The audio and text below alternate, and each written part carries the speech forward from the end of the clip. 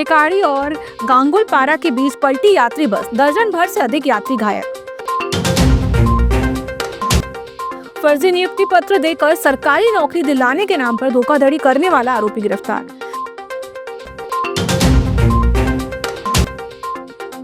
बरवेली सरपंच ने पंचायत में ताला जड़ जिला प्रशासन को सौंपी चाबी। मुख्यालय से बेहर रोड पर ग्राम टिकारी व गांगुलपारा के बीच बुधवार की शाम एक यात्री बस अनियंत्रित होकर पलट जाने से बस में सवार दर्जन भर से अधिक यात्री घायल हो गए, जिसकी सूचना पुलिस थाना में मिलने पर पुलिस ने पहुंचकर स्थानीय जनों के साथ मिलकर घायलों को बाहर निकालकर उपचार के लिए जिला अस्पताल भिजवाया गया। इस घटना की जानकारी मिलते ही लोगों में हड़कंप मच गया। घायल यात्रियों को देखने अस्पताल में लोगों का जमावड़ा लग गया और लोग अपने रिश्तेदारों व परिचितों का हाल चाल जानने में लगे रहे।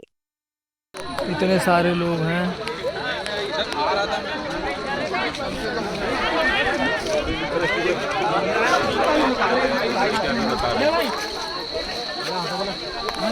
ऐसा हुआ है कोई क्या? हाँ है? किसी का नहीं, हाथ दबा हुआ है यार। ये देखो अब ये यहाँ से नहीं उठेगा क्या? ऐसा उठाओ ना। अरे सामने लो। शुभम दमाही निवासी ग्राम मोहगांव धपेरा ने विगत दिनों कोतवाली थाने में रिपोर्ट दर्ज कराई थी कि रमिता धामड़े निवासी बालाघाट एवं भूपेंद्र ठाकुर और फ्रिंकू अशेष श्रीवास्तव ने पीडब्ल्यूडी विभाग ने शासकीय नौकरी लगाने का झांसा दिया और बदले में फर्जी नियुक्ति पत्र देकर प्रार्थी से 3 लाख रुपए की धोखाधड़ी की, जिसकी शिकायत शुभम दमाही की शिकायत पर पुलिस ने आरोपी के खिलाफ विभिन्न धाराओं के तहत मामला दर्ज किया। हालांकि मामला दर्ज के बाद से 2 वर्ष से आरोपी फरार चल रहा था, जिसकी तलाश पुलिस के द्वारा की जा रही थी। वहीं आरोपी पर पुलिस अधीक्षक के द्वारा 5,000 रुपए का इनाम घोषित किया जा चुका था। इसी के तहत 3 सितंबर को पुलिस ने आरोपी भूपेंद्र ठाकुर को बेहर रोड से गिरफ्तार किया।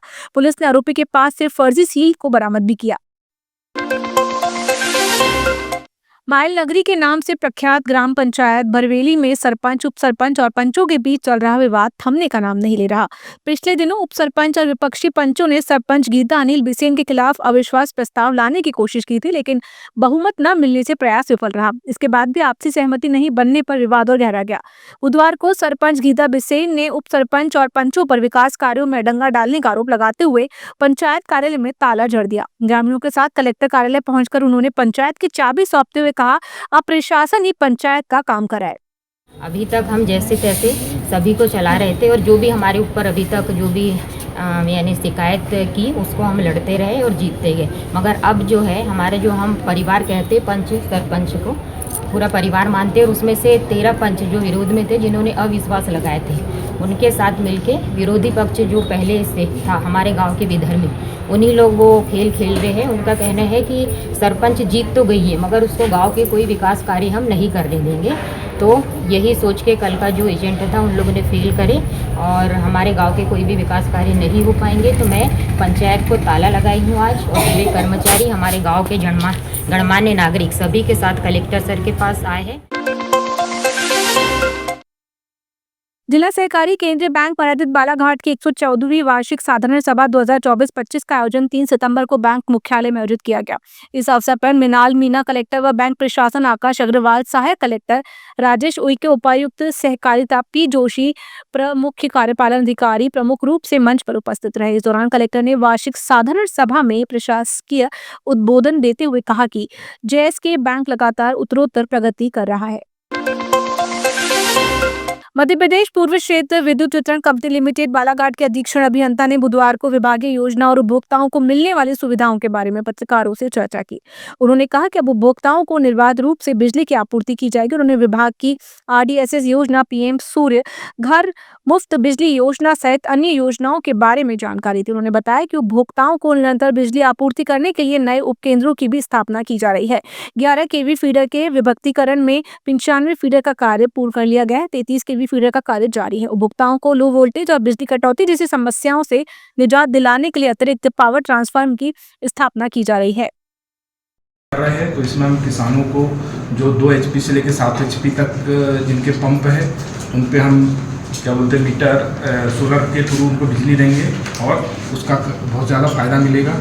तो एक ये बहुत ही अच्छी योजना है। इसके अलावा हमने अभी PM सूर्य घर योजना तो पीएम सूर्यघर योजना में हमने अभी यहाँ बालाघाट ज़िले में 430 कनेक्शन सर्व कर दिए हैं और 7000 उपभोक्ताओं का सर्वे कर लिया है और लगातार कैंपों के माध्यम से इसमें सर्वे का काम भी चल रहा है। तो इसमें आप देखेंगे कि जो 1 किलोवाट, 2 किलोवाट और 3 किलोवाट में हमने ये देखा है कि पिछले साल मई 24 में जो डेटा निकाला था और अभी जो डेटा निकाला है तो इसमें 70 से 80% बिल लोगों के कम हुए हैं, जिसकी आपको हम अभी सूची भी देंगे। तो आप इसमें देखेंगे कनेक्शन वाइज कि जिन उपभोक्ताओं का पिछले बार 30,000 का बिल आया था उनका भी 8,000 का बिल आ रहा है, 7 से 8,000 का बिल आ रहा है।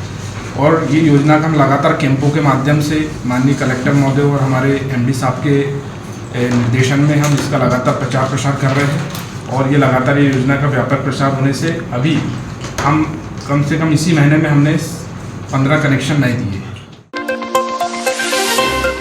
भीम आर्मी एकता मिशन के द्वारा बुधवार को अपनी 3 सूत्रीय मांगों को लेकर कलेक्ट्रेट पहुंचकर कलेक्टर को मुख्यमंत्री के नाम ज्ञापन सौंपा गया। ज्ञापन में उल्लेख किया गया कि टीकमगढ़ के कुडेश्वर स्थित पीएम श्री जवाहर नवोदय विद्यालय में कक्षा 11वीं की छात्रा आस्था अहिरवार की हुई संदिग्ध मौत की सीबीआई जांच कराया जाए।